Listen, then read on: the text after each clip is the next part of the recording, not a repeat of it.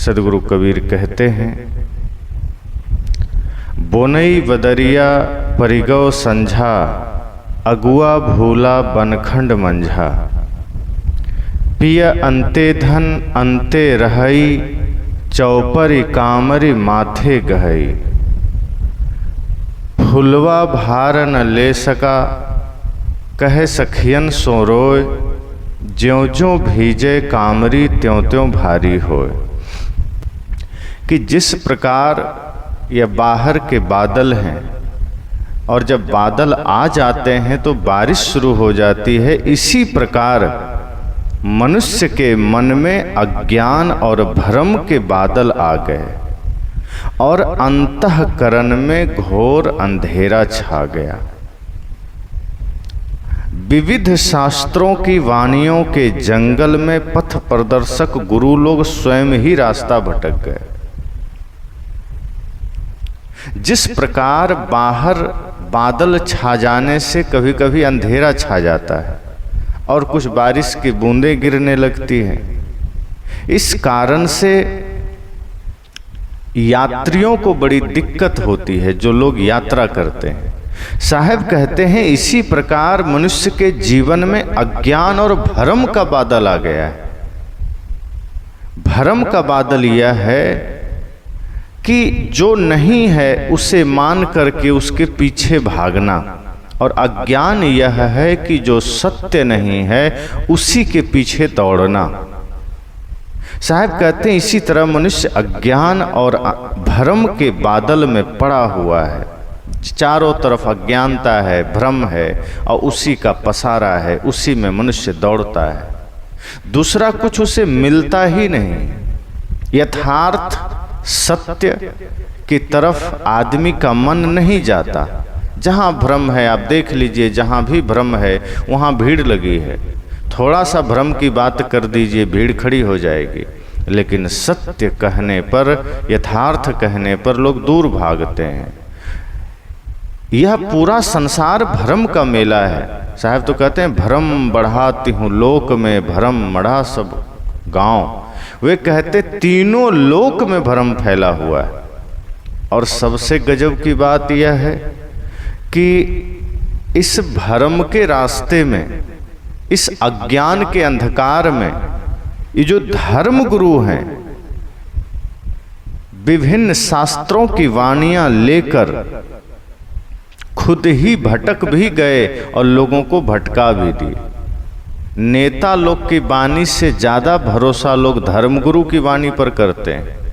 अगर कोई नेता झूठा वादा कर जाए या कितना भी बढ़िया मीठा मीठा भाषण दे जाए तो आदमी यही कहता है नेता है, झूठ तो बोलेगा ही, ये 100 बात बोलेगा तो एगो काम करेगा। लेकिन व्यास गद्दी पर बैठकर कोई धर्मगुरु अगर 100% भी झूठ बोल जाए तो लोग कहेंगे जय श्री राम। वो कहेंगे कि नहीं आपकी बात ठीक है। व्यास गद्दी पर बैठकर कोई धर्मगुरु ये कह दे कि हमारा गुरु आकाश में उड़ता है तो आदमी कहेगा वाह सही बात है, उड़ता होगा इसका गुरु। ये भी जानना नहीं चाहता कि उड़ने का काम तो पक्षियों का है, उसके लिए पंख चाहिए। कोई शरीर कैसे आकाश में उड़ सकता है? सत्य तो यह है कि आदमी का मन आकाश में उड़ता है, शरीर नहीं उड़ता है। मन जहाँ चाहे वहाँ उड़ सकता है। तो अगर कोई आकाश में उड़ता है उसका तात्पर्य है कि हमारा मन आकाश में उड़ता है। भ्रम के आकाश में, अज्ञान के आकाश में। साहब यहाँ कहते हैं कि विभिन्न शास्त्रों की वाणियों के जंगल में, जैसे जंगल में आदमी रास्ता भटक जाए, इसी प्रकार तमाम प्रकार के शास्त्र हमारे बीच हैं। कल हम सब ने सुना था कि ब्राह्मणों ने अपने हिसाब से शास्त्र लिखे और अपने ही तरीके से उन्होंने एक वर्ग को शूद्र कह दिया। और यहाँ तक कह दिया कि अगर शूद्र वेद सुन ले तो उसके कान में रांगा डाल दीजिए या लाख भर दीजिए। अगर शूद्र वेद मंत्र उच्चारण कर लिया तो जीभ काट दीजिए, और अगर शूद्र वेद मंत्र याद कर लिया तो उसको मार दीजिए।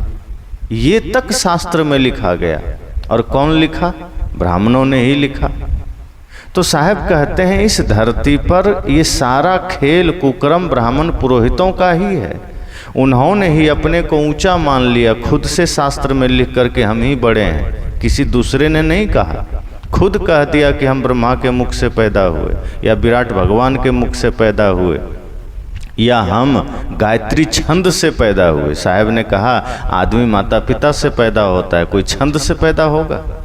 कितनी नासमझी की बात है। तो अन्य अन्य महापुरुषों के नाम पर वाणियों का विस्तार किया, जाल फैलाया। कभी मनु के नाम पर, कभी राम के नाम पर, राम के कंधे पर बंदूक रख करके शूद्रों पर चलाया गोस्वामी जी ने, कि राम ने शंबुक को मार दिया। जो राम जंगल में सबसे प्रेम करते हैं वो शूद्र को क्यों मारेंगे? लेकिन गोस्वामी जी को ब्राह्मणत्व का अहंकार, उन्होंने सोचा ऐसा कुछ तो लिखो जिससे लोगों को ये डर बना रहे कि भगवान शूद्रों से प्रेम नहीं करते। तो साहब ने कहा कि इस प्रकार के विभिन्न शास्त्रों का ये जंगल है। जैसे जंगल में न जाने कितने पेड़ हैं, कितने झाड़ झंखड़ हैं, लताएं हैं।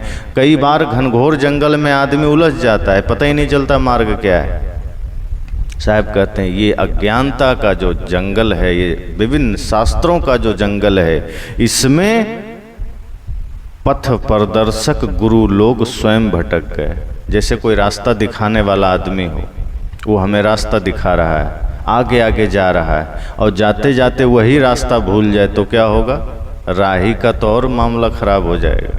साहब कहते हैं ये जो विभिन्न शास्त्रों के वाणी जाल में जो गुरु लोग हैं वो खुद रास्ता भटक गए हैं, वो इन वाणियों के जंगल में खुद ही मार्ग से भूल गए हैं। अब वो जीवों को, मनुष्यों को उल्टा सीधा रास्ता दिखा रहे हैं, सत्य का रास्ता ही भूल गए। कोई बलि के बारे में बता रहा है, कोई तीर्थ के बारे में बता रहा है, कोई पूजा के बारे में बता रहा है, कोई नाम जप के बारे में बता रहा है, कोई उपवास के बारे में बता रहा है। कोई कहता है इतना पूजा कर लो कल्याण हो जाएगा, कोई कहता है बेलपत्र शिव जी पर चढ़ा दो बेटा पास हो जाएगा, कोई कहता है इतना सोमवार व्रत कर लो कल्याण हो जाएगा, कोई कहता है पूरा सावन तीर्थ कर लो पाप से मुक्ति मिल जाएगी। संतों ने व्यंग किया है, मैंने कल कहा था कि 1 महीना बोले बम और 11 महीना तौले कम, कि ऐसे लोग 11 महीना तो लोगों के साथ दुर्व्यवहार करते हैं, उसका जेब काटते हैं। अरे 1 महीना एकदम पूरा बोलबम करेंगे, जैसे सारी भक्ति उन्हीं में उतर आई है। और बाकी समय वो मांस खाएंगे, मदिरा पिएंगे, उटपटांग करेंगे, भाई भाई से झगड़ा करेंगे, माता पिता का अनादर करेंगे, पड़ोसियों से दुर्व्यवहार करेंगे, जीवों के साथ क्रूरता करेंगे। लेकिन जैसे ही सावन आया सब शुद्ध शाकाहारी वैष्णव पुजारी बन जाते हैं, जैसे इससे बड़ा धर्मात्मा कोई नहीं। और साहब कहते हैं वो डर से करते हैं ताकि 1 महीना पूजा करने से जीवन भर का पाप मिट जाए। तो साहब कहते हैं जो पथ प्रदर्शक है वही रास्ता भूल गया है, जो रास्ता दिखाने वाला है वही रास्ता भटक गया है। आगे साहब कहते हैं जीव अज्ञानवश परमात्मा को अपने से अलग मानकर जीवन पर्यंत खोजता रहा, और बाल, कुमार, युवा एवं वृद्ध 4 अवस्था वाले शरीर रूपी कंबल अथवा अज्ञान एवं विषयाशक्ति से बोझिल चतुष्टय अंतःकरण रूपी कंबल के बोझ को ढोता रहा। साहब कहते हैं कि जीव अज्ञानता बस, भ्रम बस अपने से अलग परमात्मा खोजता रहा। कभी ये सोचा ही नहीं कि सृष्टि को चलाने वाला बाहर कोई परमात्मा है ही नहीं। अगर होता तो आज जीव इतना दुखी नहीं होता। ऐसा थोड़े भगवान स्वार्थी है कि जो उनकी पूजा करेगा वो उसी का कल्याण करेगा, फिर तो वो स्वार्थी हो गया कि तुम मेरी पूजा करो तो मैं तुम्हारा कल्याण करूँगा। उनके नज़र में तो सब समान है, कोई पूजा करे तो भी, कोई न करे तो भी, सब पर कृपा बरसाएंगे। आज कदम कदम पर आदमी इतना परेशान है, कितना दुख है, दर्द है, पीड़ा है, कष्ट है, तमाम तरह की परेशानियां हैं। भगवान होते तो क्या दिखाई नहीं देता? वो होते तो ठीक कर देते। तो सच तो ये है कि भगवान अपना ही काम नहीं कर पाए तो वो आदमी का काम क्या करेंगे। इसलिए साहब कहते हैं कि जीव अपने में ही अज्ञानतावश, भ्रमवश अपने से अलग परमात्मा खोज लिया कि बाहर कोई भगवान होगा, कोई परमात्मा होगा जो हमारे जीवन का कल्याण करेंगे, जो हमें मोक्ष देंगे, जो हमें शांति देंगे। साहब कहते हैं कोई बाहर नहीं है। बाहर आप जहाँ भी जाएंगे कुछ भी नहीं मिलेगा। अपने ही श्रम का भरोसा करना होगा, अपने ही मेहनत करनी होगी, अपने से ही सारा काम करना होगा। वरना ये संसार तो विचित्र है। जहाँ जाइए कदम कदम पर धोखा है, कदम कदम पर परेशानियाँ हैं, कदम कदम पर दुख दर्द है। और इसको जिन्हें आप भगवान कहते हैं उन्होंने भी झेला। ऐसा नहीं है कि रामकृष्ण बहुत सुखी थे, उनके जीवन में जितने कष्ट थे कि उसका तो आधा भी हमारे जीवन में नहीं। तो जिन्हें हम भगवान कहते हैं वो भी कष्ट से बच नहीं सके, अपने कर्मों से बच नहीं सके। साहब कहते हैं इसीलिए अपने कर्म को पवित्र करिए, मन को निर्मल बनाइए और अपने आप का भरोसा करिए। जब अपने से बाहर आप परमात्मा खोजेंगे तो इससे क्या होगा कि फिर यह शरीर आपका धीरे धीरे भारी होता चला जाएगा। यह शरीर को साहब ने कंबल कहा कि बाल है मतलब शिशुपन, धीरे से कौमार्य अवस्था आता है, फिर जवानी आती है, फिर बुढ़ापा आती है। अब धीरे धीरे ये शरीर भारी ही तो होता है। बचपना में जो उमंग है, जो उत्साह है, आप देखिए छोटे छोटे बच्चों को 24 घंटा अगर वो जगा रह जाए तो 24 घंटा हाथ पैर पटकता रहता है, थकता नहीं है।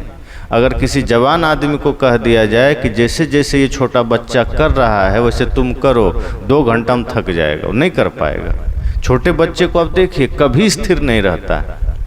इतनी ऊर्जा है उसके भीतर, इतनी शक्ति, इतना सामर्थ्य है कि वो कभी स्थिर ही नहीं रहता। स्थिर रहेगा तो संभाल नहीं पाएगा। कभी सिर घुमा रहा है, कभी पैर पटक रहा है, हाथ पटक रहा है, उलट रहा है, पलट रहा है, दौड़ रहा है। लेकिन आप एक बड़े से बड़े पहलवान को कहिए कि तुम्हें इतना ही काम तुम्हें भी करना है, बच्चे के साथ लेटा दीजिए, वो नहीं कर पाएगा, वो थक जाएगा। 2 घंटे के बाद वो कहेगा मुझे क्षमा करो, मैं बच्चे की तरह नहीं कर पाऊंगा। साहब ने कहा कि आपको ये मनुष्य शरीर मिला, समझो यही कंबल है। जब मिला तो हल्का था, फ्रेश था, सब कुछ सही था, लेकिन धीरे धीरे बाल चला गया, अर्थात बचपना चली गई। बंद कर दीजिए। हाँ, बचपना चली गई और कौमार्य आ गया। अब जब कौमार्य आया, किशोरावस्था आया, वो भी धीरे धीरे भारी होने लगा। फिर थोड़ा वजन बढ़ा जीवन में, फिर हम बच्चे की तरह नहीं करने लगे, फिर अलग खेल शुरू हो गया, फिर अलग मस्ती शुरू हो गई। उसके बाद शादी विवाह हुआ, थोड़ी जिम्मेदारी बढ़ी, जवानी आ गई, तो जवानी का भार थोड़ा और बढ़ गया। धीरे धीरे धीरे धीरे यह शरीर अज्ञानतावश विषयाशक्ति के कारण जैसे ही हम जवानी में आए, विषय विकार दुनिया भर की तमाम समस्याएं बढ़ते चला गया और जवानी में आदमी सबसे ज़्यादा भारी होने लगा। आदमी कहता है ना क्या करें, बहुत काम है, बहुत चिंता, बहुत टेंशन, ये वो। और स्वाभाविक है, जो घर परिवार संसार में है दुनिया भर का टेंशन रहता है। तो साहब ने कहा कि आदमी के पास धीरे धीरे विषयों का वजन बढ़ता चला गया, यह मानव शरीर का वजन बढ़ता चला गया। और जब बुढ़ापा आई तो और ज्यादा वजन बढ़ गया कर्मों का। हमने जो जो कर्म किए थे, जहाँ जहाँ मन भटका था, जहाँ जहाँ मन अटका था, धन में, परिवार में, समाज में, प्रिय में, अप्रिय में। ऐसा नहीं है कि किसी प्रिय से ही मन लगता है, कोई दुश्मन है तुम्हारा मन वहाँ भी लगा रहता है, हमारी ऊर्जा वहाँ भी जाती है। साहब कहते हैं कि सिर्फ अपनों में ही मन नहीं लगता है, जो हमें कभी एक गाली भी दिया होगा वहाँ भी हमारा मन अटका रहता है। और जहाँ हम ऐसा करते हैं तो हमारे मन की शक्ति क्षय होती जाती है। इसलिए साहब कहते हैं अगर आपका कोई विरोधी है, आपका कोई दुश्मन है, उसमें मन ही मत लगाइए, क्योंकि जहाँ आप वहाँ मन लगाते हैं तो मन भारी होता है। आपकी ऊर्जा कम होती है, आपकी शक्ति क्षय होती है। तो बचपना, कौमार्य, युवा एवं वृद्ध, ये 4 अवस्था वाले शरीर रूपी कंबल अथवा अज्ञान एवं विषयाशक्ति से बोझिल चतुष्टय अंतःकरण रूपी कंबल के बोझ को ढोता रहा। तो ये अज्ञान और विषयाशक्ति का बोझ हमारे जीवन में पड़ा, धीरे धीरे भारी हो गया। या फिर जो हमारा चतुष्टय अंतःकरण है, मन, चित्त, बुद्धि, अहंकार, धीरे धीरे ये बोझिल होता चला गया, यही भारी होता चला गया। न मन से हमने कभी सही मनन किया, न चित्त से चिंतन किया, न बुद्धि का कहीं सदुपयोग किया, और अहंकार तो है ही छलावा, झूठी चीजों का अहंकार होता है। जब हमें संसार की सच्चाई का पता चल जाए तो अहंकार ही नहीं होगा। ज्यादातर आदमी को किस चीज का अहंकार होता है?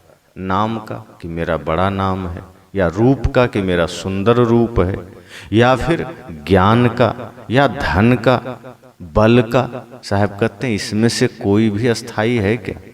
नाम आज है कल नहीं रहेगा, रूप जवानी के बाद रूप भी ढल जाएगी, रूप का भी अहंकार व्यर्थ है।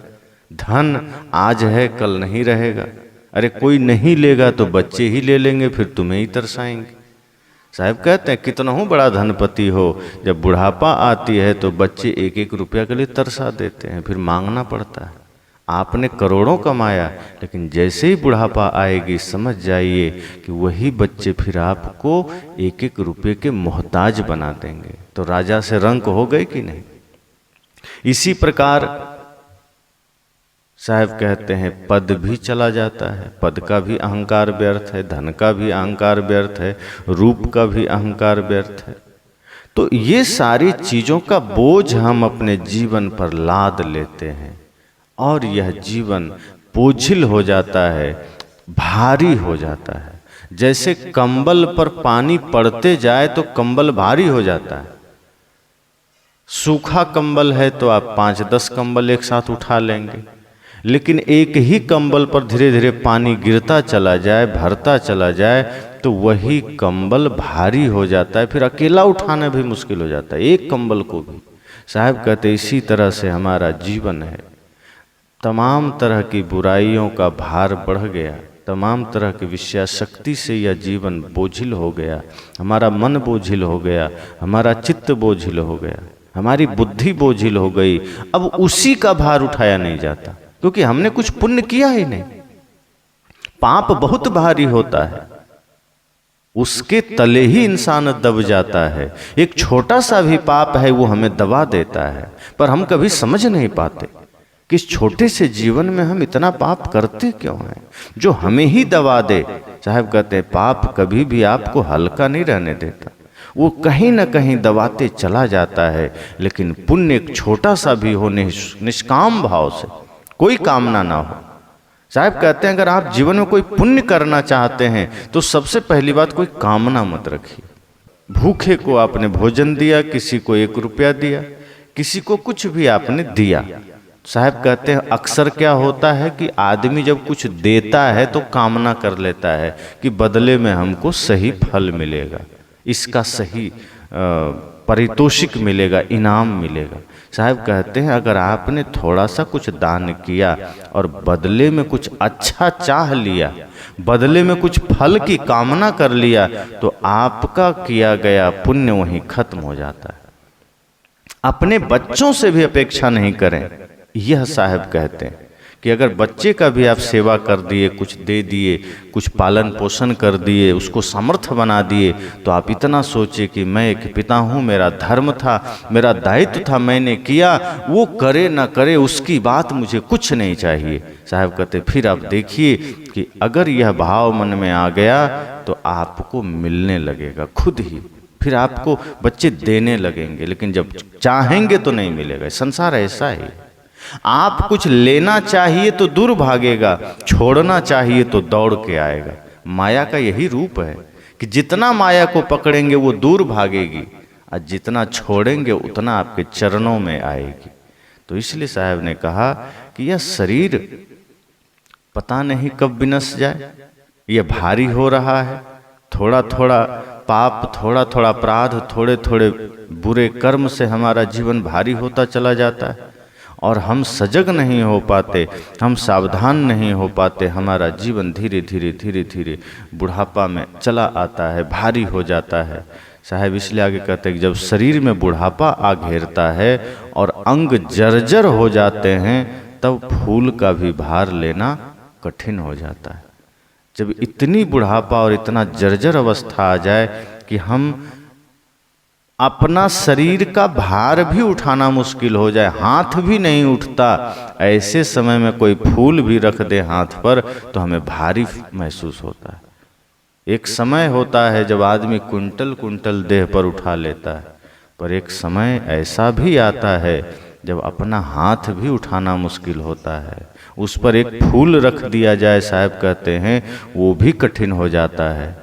ऐसी अवस्था में मनुष्य परस्पर मित्रों से रोकर कहता है कि जैसे जैसे कंबल भींगता है वैसे वैसे वह भारी होता है, अर्थात जैसे जैसे काया निर्बल होती है वैसे वैसे वह असमर्थ होता है। जब हमारे जीवन में असमर्थता आती है, लाचारी आती है, तो हम रो रो कर कहते हैं, पर कौन सुनता है? हम कितनों से रोकर कह देंगे तो कोई क्या करेगा? कुछ अपने हैं तो वो बस सिर झुका करके सुन लेंगे कि ठीक है, धैर्य रखो, अच्छा होगा। और जो विरोधी है वो सुन लिया तो हंसेगा कि अच्छा हुआ ऐसा हो रहा है। यही तो दो तरह की बातें चलती कि अगर हमारे जीवन में कोई पीड़ा है, कोई समस्या है, अगर हमारा शरीर लाचार हुआ है, तो जो अपने हैं वो सहानुभूति देंगे, वो समझाएंगे कि चिंता मत करो, ये भी निकल जाएगा, कुछ धर्म करो, पुण्य करो, गुरु संत की सेवा करो, जीवन में उसका फल आएगा। लेकिन बस इतना करना कि कोई कामना मत करना। माता शबरी से राम जी ने कहा ना कि मैं तुम्हारे द्वार पर हूं, कुछ मांग लो। तो माता शबरी ने क्या कहा? प्रभु आपका दर्शन हो गया, इससे बड़ा फल क्या है? मुझे कुछ नहीं चाहिए, कोई कामना नहीं है।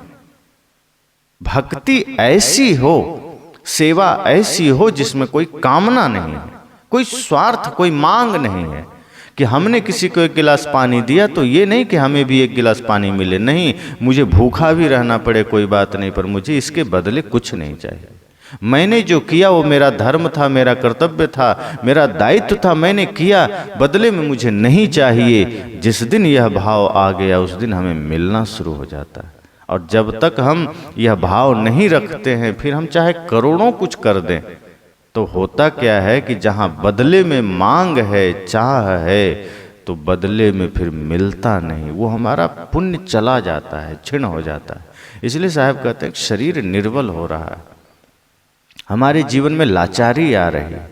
हम धर्म का काम करें, पुण्य का काम करें, निश्चय ही हमारे पाप कटेंगे, हमारे विकार कटेंगे, हमारी समस्याएं मिटेंगी। निष्काम भाव से जब हम पुण्य करेंगे, हमारे जीवन में सत्य का उजाला होगा। इसलिए साहब कहते हैं कि हमारा जीवन निर्बल हो रहा है और हमने अपने जीवन में धर्म का दिया नहीं जलाया, हमने ज्ञान का दिया नहीं जलाया, हमने सत्य का दिया नहीं जलाया। अंधेरा है, स्वाभाविक है, रात्रि में हम क्या करते हैं? अंधेरी रात में अगर गाड़ी है तो गाड़ी की लाइट से हम काम चला लेते हैं, और कुछ भी नहीं है तो टॉर्च है, कहीं न कहीं हम लाइट की व्यवस्था करते हैं, ऊर्जा की व्यवस्था करते हैं, प्रकाश की व्यवस्था करते हैं।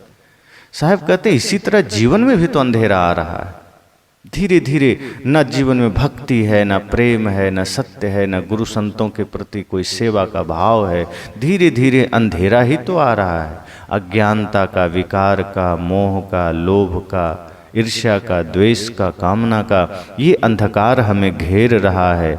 ऐसे समय में हमने ज्ञान का दिया ही नहीं जलाया, ऐसे समय में हम भक्ति का दिया ही नहीं जलाया।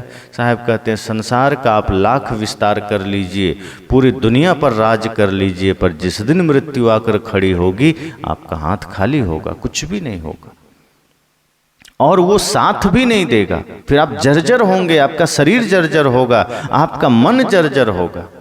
कितना भी विषयों को इकट्ठा कर लीजिए, कितना भी धन इकट्ठा कर लीजिए, पर वो खुद एक दिन भार बन जाएगा। आपका कमाया हुआ बाहर का सारा विस्तार आपको सुख नहीं दे सकता, आपको शांति नहीं दे सकता।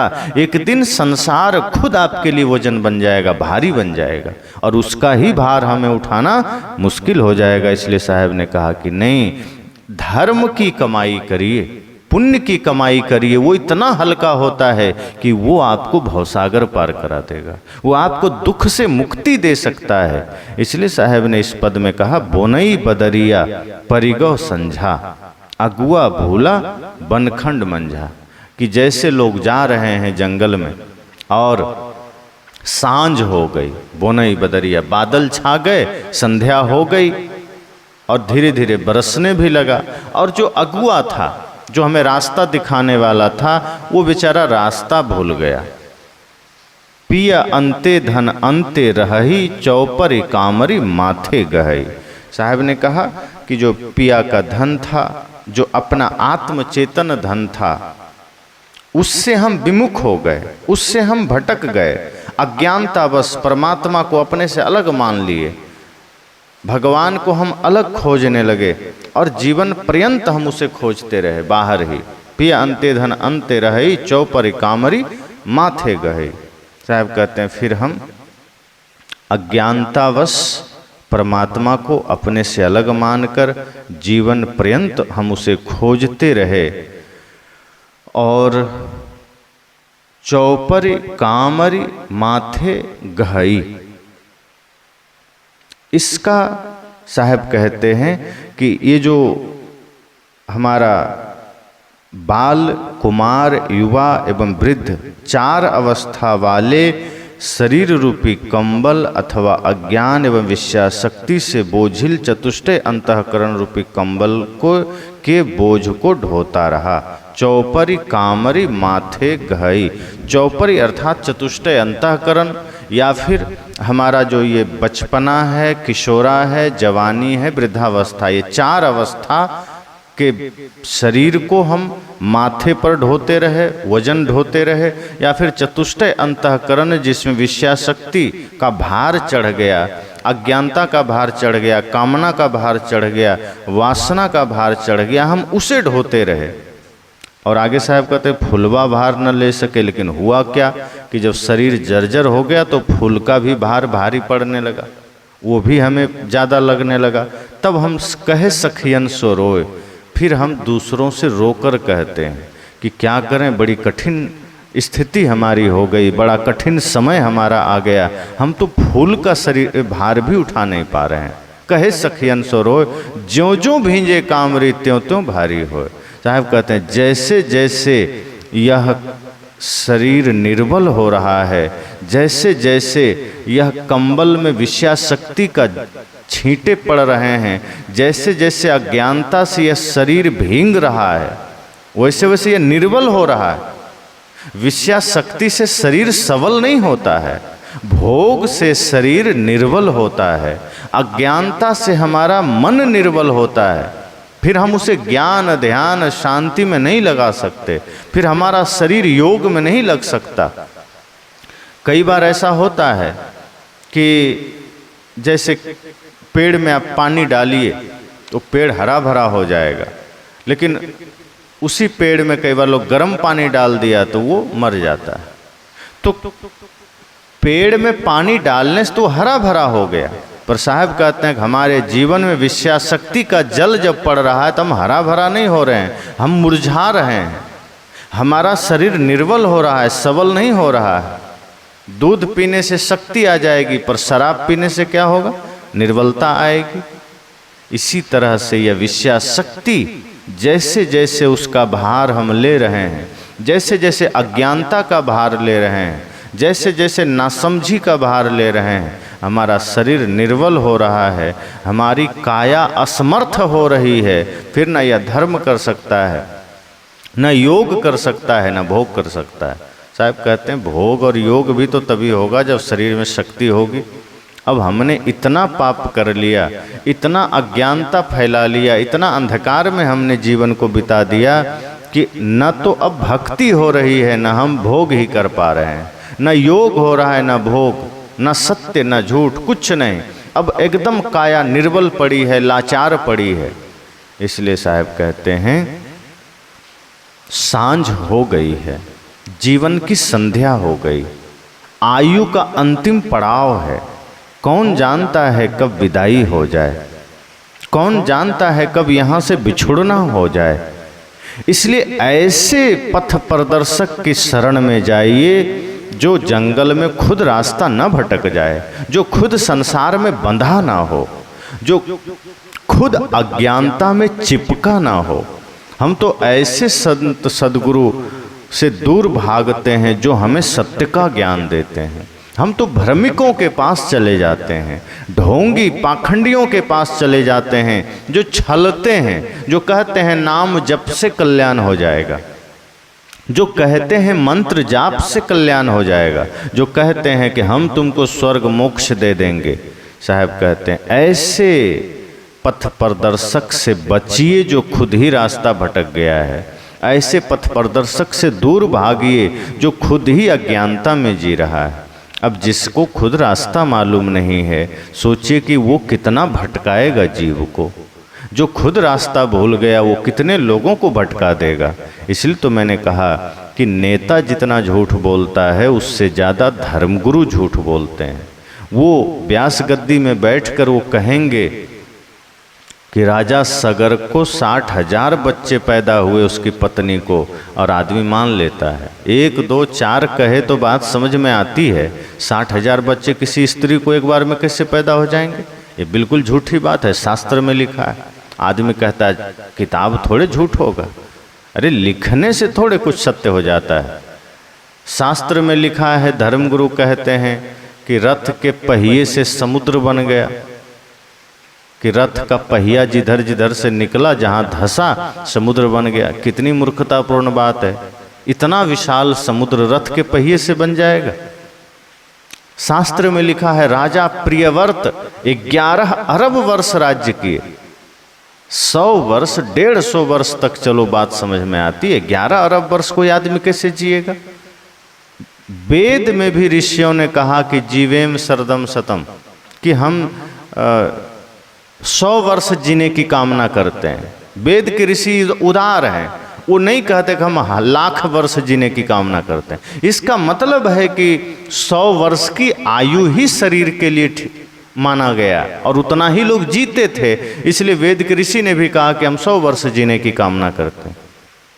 तो आज भी देखा जाता है कि थोड़ा सा अंतर आया है कि पहले लोग की औसत आयु लगभग 70 80 90 होती थी, आज लगभग 60 है 70 है। तो कुछ घटा है, और घटने का कारण क्या है?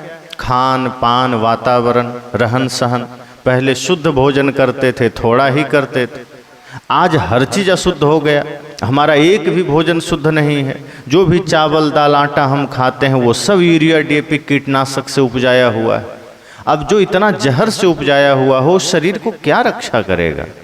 दूध पहले आदमी लेता था, थोड़ा ही अमृत का काम करता था। आज दूध भी इंजेक्शन से निकाला जाता है, गलत तरीके से दुनिया भर की चीज़ें खिला पिला करके। तो हर चीज़ दूषित हो गया, खान पान दूषित हुआ, हमारा जीने का तरीका दूषित हुआ, इसलिए आयु घट गई। साहब कहते हैं जीवन का शाम होने वाली है, इसमें ज्ञान का दिया जला लीजिए, अन्यथा एक तो चारों ओर रास्ता भटकाने वाले मौजूद हैं। धर्मगुरु जो उल्टी सीधी बातें करेंगे कि इतना जिएंगे, कोई इतना जी रहा है, कोई उतना जी रहा है, और चारों तरफ ये शास्त्रों का जाल फैला है। शास्त्र के नाम पर ही ज़्यादातर समस्याएं पैदा होती है। पुरोहितों ने कहा कि हमारे शास्त्र में लिखा है, कैसे नहीं मानोगे? प्रश्न यह होना चाहिए कि भाई शास्त्र तो तुमने ही लिखा है, अपने तरीके से तुमने लिख लिया। अब मैं कोई शास्त्र लिखूं अपने तरीके से, आगे चलकर कोई कहे शास्त्र में लिखा है। आपने कुछ लिख दिया, लोग कहे शास्त्र में लिखा है, तो लिखने को क्या है? जो मनाया लिख लिया। अपनी प्रशंसा में बहुत कुछ लिख लिया और एक बड़े वर्ग को शूद्र कह करके नीच कह दिया कि तुम नीच हो। जो धोबी हमारा कपड़ा धोया वो नीच हो गया और हम गंदा करने वाला सही हो गए। ये ब्राह्मणों ने क्या कहा कि तुम नाई हो, तुम नीच हो, तुम्हारा बाल काटा वो नीच हो गया, तुम्हारे सिर की सफाई किया वो नीच हो गया, और तुम्हारा सिर गंदा था तो तुम ऊंच थे। तेली को नीच कह दिया। जिस तेली ने तेल पेरा, वो तेल निकाल कर तुम्हारे घर पहुंचाया, उसी तेल को तुमने भगवान के दिए में डाल करके जलाया, उसी तेल को खाया, उसी को सिर में लगाया, वो तेल पवित्र हो गया, तेली अछूत हो गया। साहब कहते हैं शास्त्रों का जाल है, चारों तरफ इसका जाल फैला है। और एक वर्ग ने शास्त्र के नाम पर जो भयंकर जंगल फैला रखा है, उसमें वही लोग पथ प्रदर्शक बन करके लोगों को रास्ता भटका रहे हैं। किसी को छुआछूत के नाम पर, किसी को संप्रदाय के नाम पर, किसी को जातिवाद के नाम पर, इस तरह से हम रास्ता भटकते चले जा रहे हैं। साहब कहते सच्चे गुरु की तलाश करिए, जो आपको सत्य के मार्ग में लगाएं, जो आपको यथार्थ मार्ग में लगाएं, तभी जीव का कल्याण है, तभी जीवन का सही उपयोग है। तो इस 15 रमैनी में साहब का कहना यह है कि सांझ हो गई है, अज्ञानता और भ्रम के बादल छा गए हैं। धीरे धीरे इस तरह से रास्ता बताने वाला ही रास्ता भटक गया है। जिसके सानिध्य में हम गए, जिससे हम लगन मुहूर्त पूछने गए, लोग अक्सर लगन मुहूर्त पूछने पंडित जी के पास जाते हैं कि बताइए कौन सा दिन अच्छा है, कौन सा समय अच्छा है। साहब कहते वो खुद भटका हुआ है, उसका खुद समय ठीक नहीं है। हम उससे समय पूछ रहे हैं, उससे हम रास्ता पूछ रहे हैं, उससे हम जीवन का दिशा पूछ रहे हैं। साहब कहते उसका खुद का रास्ता भटका हुआ है। इसलिए ऐसे लोगों की संगत छोड़ करके सत्य की संगत में लगिए, सच्चे गुरु की संगत में लगिए। फिर पता नहीं ये शरीर की अवस्था धीरे धीरे ढल रही है, चारों अवस्था हमारी ढलती जा रही है। ज्यों ज्यों इसमें विषयाशक्ति का भार बढ़ेगा, ज्यों ज्यों इसमें आसक्ति का भार बढ़ेगा, हमारा शरीर अंतिम आते आते भारी जर्जर और कमज़ोर होगा। एक छोटा सा भार भी हमें भारी लगेगा। इसलिए सद्गुरु की शरण में जाएं और शरीर के जर्जर होने से पहले कल्याण में लगा लें, धर्म में लगा लें, जीवन से